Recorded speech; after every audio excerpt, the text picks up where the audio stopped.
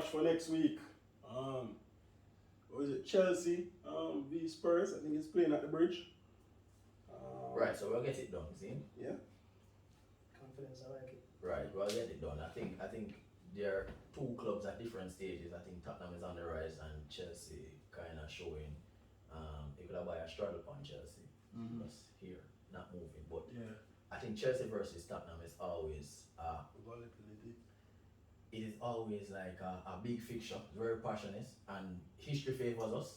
I think Spurs beat us probably like 2 times in about 40 match, right?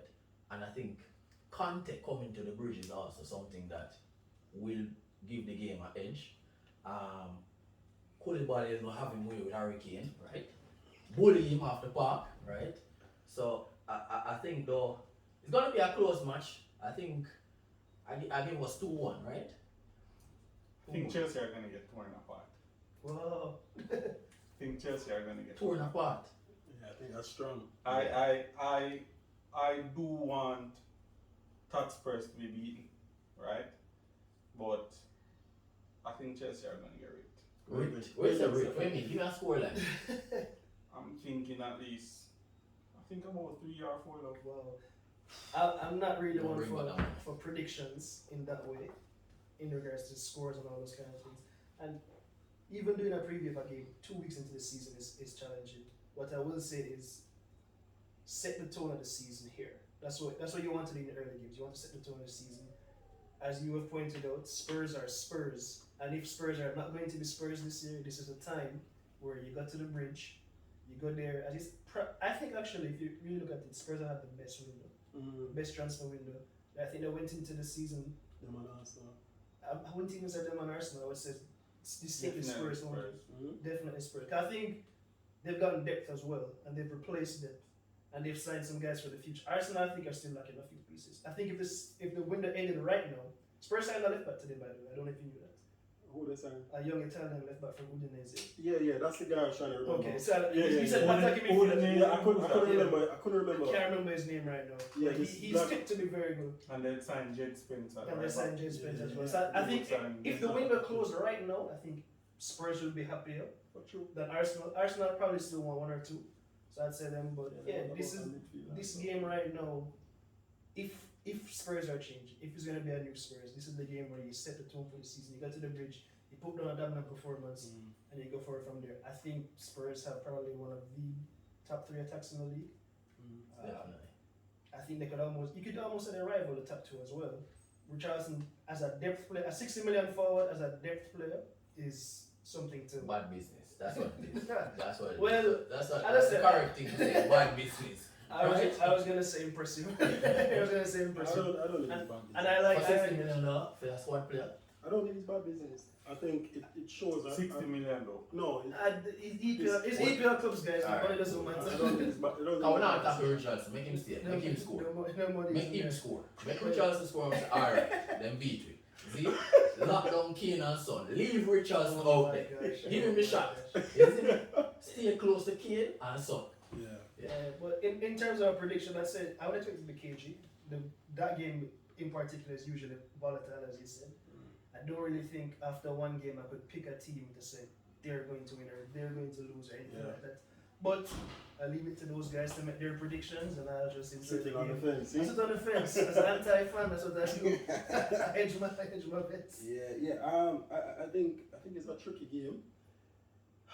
You know, I don't think Chelsea is up to speed as yet.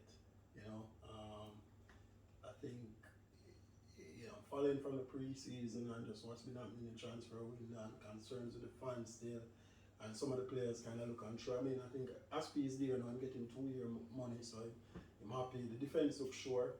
Chances, I didn't see a lot of chances in the game that Chelsea played against Everton, and I kind of expected more chances from the team. I don't see who going to come in now and give more chances. As you say, kind of lacking a little bit of creativity. Spurs still have that lack of creativity because they don't really have no attacking midfield or anything like that. It's the 3 players up front. So to your point, Stephanie, and both of them playing 3 at the back, They're both conservative. 4 in the middle, Right. and so on. So it's on the day. I think it's on the day just the striking quality. So I think a little bit more than that. I think there are a couple of things, right? And I think this is why I don't believe Spurs. I believe in culture in football. Stefan was saying I believe in that. Them have a culture of losing, right? Mm-hmm. Them have that culture that of being losers. So it's anytime things go wrong, it start move from the fans. You made that important Yeah, point. them have that where if it go wrong early, they like man must say yes. Even though we do all of the right things, we come in and stop at the bridge again. And I'm going to say something to you, right? You said something to me a couple of years ago when Mourinho joined Chelsea. And Chelsea were serial losers to Arsenal. Every year, Arsenal was find a way to beat them. Mourinho came in and they drew the match 2-2. Arnold scored a quick free kick, right? That's what I believe. Man said play without the whistle. So sometimes a coach can come in and change the culture. Right. And bring in his players. And if you look at it now, he would have brought in about 6 players, right? Or you have 6 new players. Plus you have Harry Kane who has, I think he has an elite mentality based on when he listen to what Mourinho say and even what Conte is saying. So you have 7 players with a winning mentality. Mama losing culture too. Yeah, but the How mentality is sports a game winning. changer. So you're talking about, so if you have players with like, if Romero show up, the centre back, Christian Romero, if Pulisic come who has won the Italian league, if, I think the midfielders are good. Perisic. Then you might see something of, alright, a bit more resilient.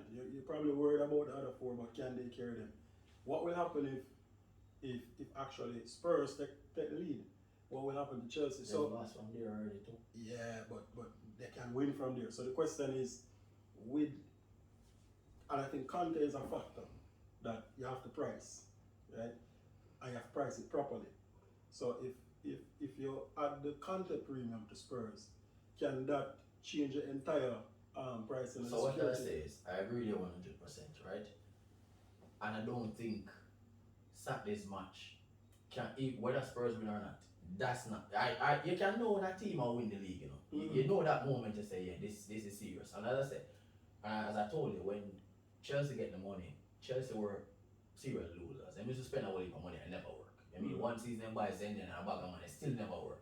So even when Mourinho come in and him coming off the back of a Champions League winning season, you just never believe until they got that draw against Arsenal. In the circumstances they did, because you score first, then equalize, and then Henry scored that free kick where him asked the ref, good to go, and the ref said okay. And you saw where their heads didn't drop, and you see there was a mentality change that Mourinho had brought into the club. I still waiting to see that for Spurs. Spurs have been good for. Remember, I said Spurs on the Harry Redknapp, you know, man, was explosive, you know, tear apart Inter Milan down Yeah, and then find a way to lose. So I'm not saying it's impossible, but I haven't seen it as yet, and I guess I need to see more of them. But you know, rightly said, I think, and I start off by saying at this point of the season, I think Spurs are moving more in the right direction. They know what they're about. Chelsea still trying to figure it out, but I still think Chelsea too. This is not a match. I think this is a good match for Tuchel actually, because it's not a match you have to work hard to motivate the players for, right? It's actually a match where you said this can kickstart the season. I think kind of trying to encourage the players to be at home, get the fans behind them. You know, with the Conte hate, with the Tottenham hate, I think it should do something for the squad. And to be honest, to some extent, it's a match that to some extent doesn't matter. Right. It's the second game of the season. Right. I was actually going to say, I think it matters more to Spurs for potentially showing something than it would matter for Chelsea. If For Chelsea Chelsea. win, lose, or draw, I don't really think it says as much. It doesn't say anything for them. As much as it would for Spurs. It doesn't say anything for Chelsea. So if you lose this match, you can still finish top 4. Right? And even Conte too, you want to set a tone, but if they lose this match, it's not like alright. Don't up on the back page. Don't up on the back page. Yeah, it's just like alright, we'll just move on. So I mean that would be an interesting match to take in. So I mean guys, look, we've said a lot. Give us your feedback. Who do you think will win that match? Will it be Tottenham or will it be Chelsea? You know? Why is Stefan sitting on the fence, right? You know, ask him to get off the fence. We'll give But him. you didn't call it? You call it? For me? Yeah. Yeah, man. I call Tottenham slightly, barely. Let me join in with you guys. I will go for Spurs because they have the strike force. That's how I look at it too. That's what I 3-1. That's what I go. I would never call a score and anything. But that's We never but say that- 4-1. no, 3-1. Yeah, it might win same way, right? We'll get it done now. Yeah, but give us your reviews. 3 points on a Tell, clean sheet. tell us who will win. Will it be 3 points on a clean sheet for Spurs or Chelsea? Will Koulibaly get turned Nah. and get Van Dijk? And get Van Dijk. Yeah, that's gonna be a thing. Van Dijk. I like it. Alright, Van Dijk. Right? Or Oh, God. let us know. Please remember to like, share, subscribe. Thank you again.